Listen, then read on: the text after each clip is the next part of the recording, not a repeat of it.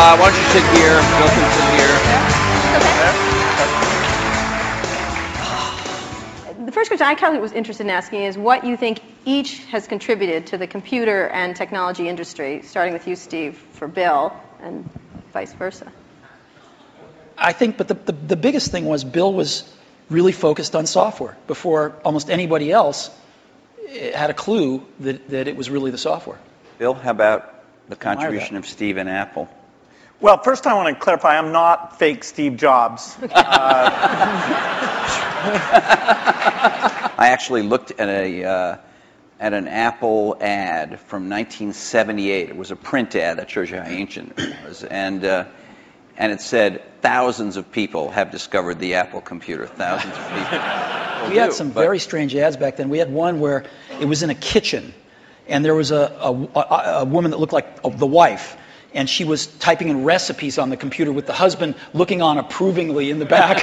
Yeah, stuff like that. Most people, some people here, but I don't think most people know that there was actually some Microsoft software in that Apple II computer. Do you want to talk about what happened there, or how that occurred?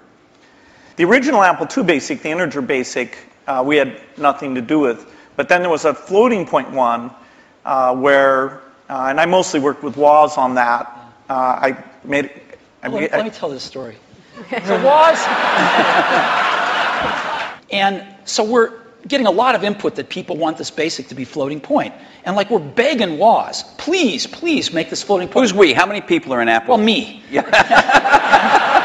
We're begging Woz to make this floating point, and he just never does it, you know. And he wrote it by hand on paper. And how much was the? I think you were telling us earlier. That was $31,000 that Apple paid you for the floating point BASIC. And I flew out to Apple. I spent 2 days there getting the cassette. The cassette tapes were the main ways that people stored things at the time. Right. And that was fun. And so we were working together. The schedules were uncertain. The quality was uncertain. The price. When Steve first came up, it was going to be a lot cheaper computer than it ended up being, but that was fine. So we made this bet that the paradigm shift would be graphics interface, and in particular that the Macintosh would make that happen with 128K of memory, 22K of which was for the screen buffer, 14K was for the operating system. So it was 14K. Yeah, 14K. Yeah, and we were actually negotiating a deal to invest and make some commitments and things with Gil Amelio.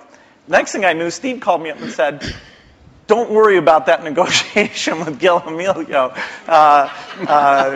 You can just talk to me now." And I said, "Wow."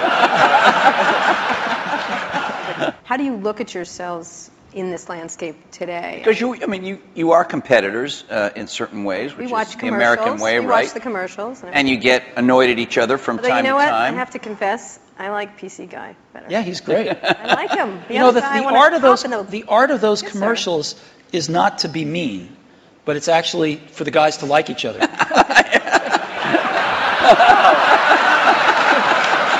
Thanks. PC Guy is great. I like PC. He's got a big heart.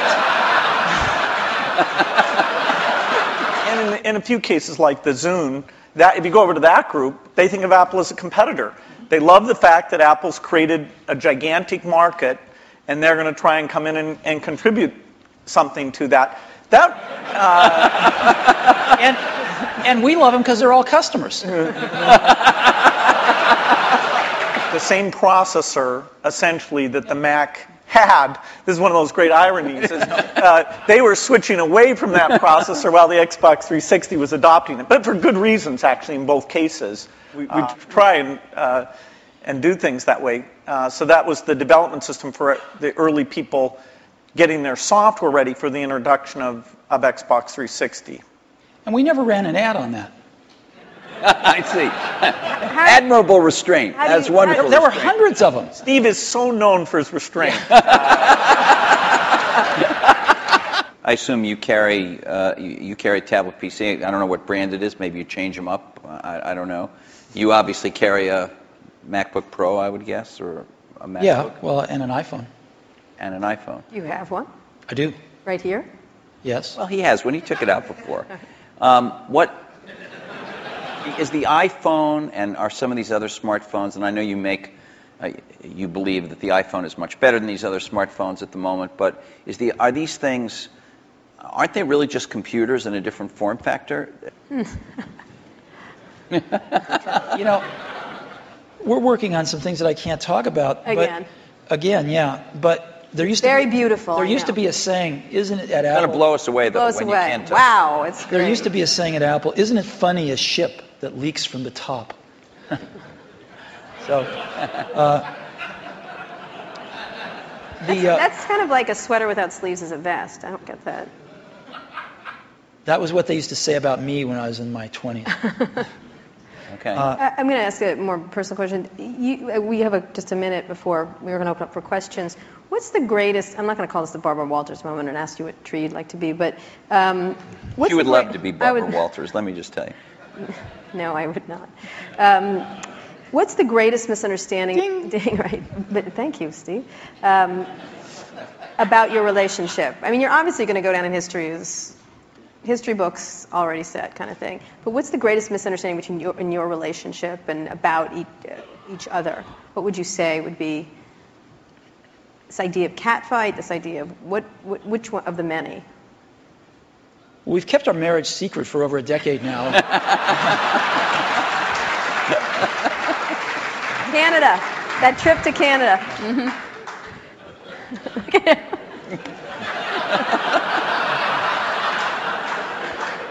Was there? Generally, we were both the youngest guys in the room, right? Individually or together. I'm about 6 months older than he is, but roughly the same age. And now, when we're working at our respective companies, I don't know about you, but I'm the oldest guy in the room most of the time. And that's why I love being here. And